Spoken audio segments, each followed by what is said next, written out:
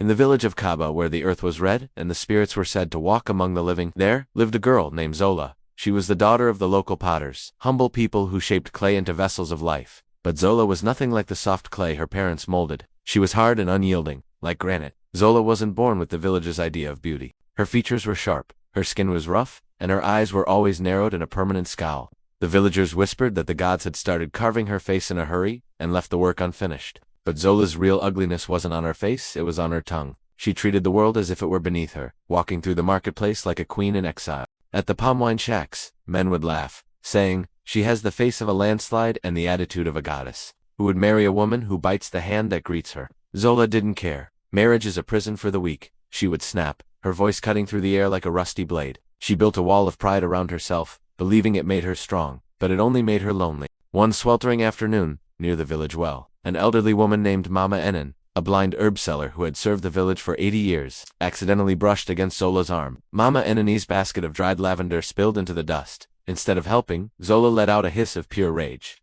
"You old sightless bat, look what you've done to my cloth." Mama Enini reached out a trembling hand to apologize, and her fingers accidentally touched Zola's cheek. In a moment of pure, unbridled arrogance, Zola raised her hand and slapped the old woman. The sound echoed across the square. The entire village fell silent. Even the birds seemed to stop singing. Mama Enini didn't cry. She stood slowly, her sightless eyes seeming to look straight into Zola's soul. She whispered words that felt like a cold wind. "The clay is hard because it has forgotten the water. You see yourself as gold, but you are only dust. May your skin become as hard as your heart, until the rain of mercy softens you." Zola just laughed, tossed her head back, and walked away. "Old woman's babble," she muttered to herself, completely dismissing the warning. That night, something changed. The air in Zola's room grew thick and heavy. She woke up at midnight feeling as if her body were being dipped in liquid lead.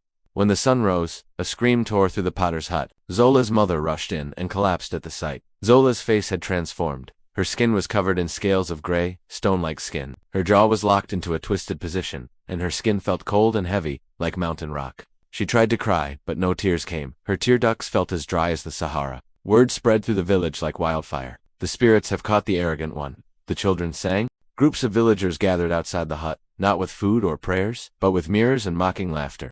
"Now her face finally matches her spirit," one man shouted, his voice dripping with scorn. Zola hid in the shadows, her shame a heavier burden than her stone skin. Days turned into weeks, and the stone sickness spread.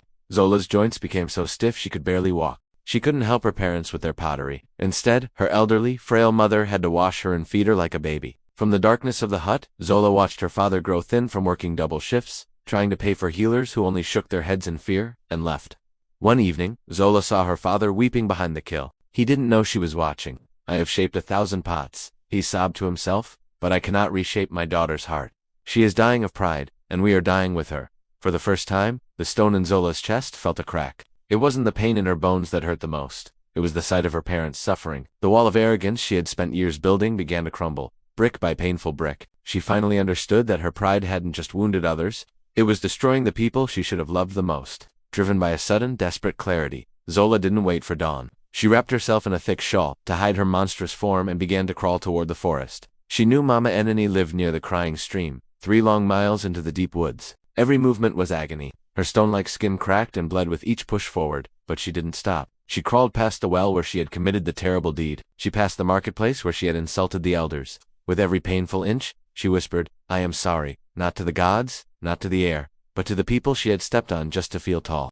By the time she reached Mama Enini's hut, Zola was a broken heap of gray stone and blood. She collapsed at the old woman's feet. "I am here," Zola rasped, her voice sounding like grinding pebbles. "I do not ask for my face back. I only ask that you take this burden off my parents. Let me be stone, but let them be at peace." Her request wasn't for herself anymore. It was an offering of selfless love, the first one she had ever made. Mama Enini sat quietly, grinding her herbs as if she had been expecting her. "Pain is the only teacher for those who refuse to listen to love," she said softly. She didn't use a spell. She didn't mix a potion. She simply picked up a bowl of water from the crying stream and poured it gently over Zola's head. "The curse was never mine, Zola, it was yours. You turned yourself to stone the day you decided you were better than the earth that birthed you. Only your own tears can wash it away." As Zola finally understood the depth of her own cruelty, how she had wasted years trying to be the pride of the village, while being its greatest shame, she finally wept. The tears weren't dry this time. They were hot and heavy, born from a heart that was finally breaking open. As they rolled down her stone cheeks, something miraculous happened. The gray scales began to soften. They peeled away like old bark from a tree, revealing the soft, living skin beneath. Zola returned to the village a week later. Her face was not perfect by the standards of the other maidens, and the scars from the stone sickness remained as faint lines on her neck. But when she walked through the square, she didn't strut. She stopped to help an old man carry his wood.